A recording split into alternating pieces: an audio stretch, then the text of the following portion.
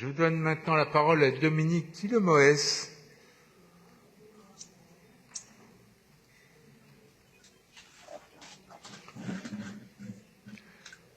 Est-ce que mon excellente collègue et amie du 11e arrondissement est en ligne?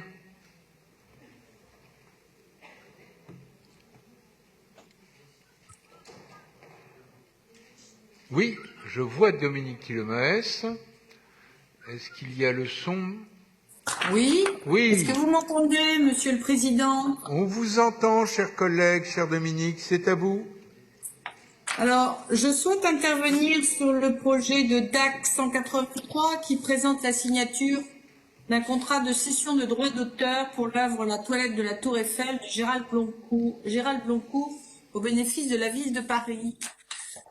Je pense que dans le 11e, nous connaissons bien cet artiste, mais il mérite évidemment d'être beaucoup plus connu au niveau parisien.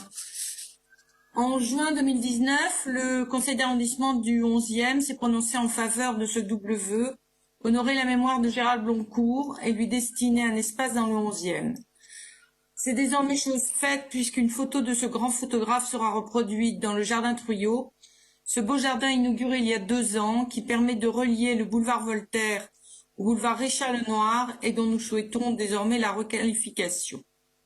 Gérald Bloncourt s'engage pour la défense des droits de l'homme et de la démocratie en Haïti, son pays de naissance, en participant notamment aux événements révolutionnaires des 5 Glorieuses qui entraînent en 1946 la chute du gouvernement Lescaut, événement dont il est un des principaux leaders. Cet engagement sans limite le contraint à l'exil, d'abord en Martinique puis à Paris où il trouve refuge. Son engagement fait écho à celui de l'un de ses grands-oncles, député de la Guadeloupe en 1848 et combattant de la Commune de Paris, ainsi que de son frère Tony, franc-tireur et partisan français, fusillé par les nazis au Mont-Valérien en 1942.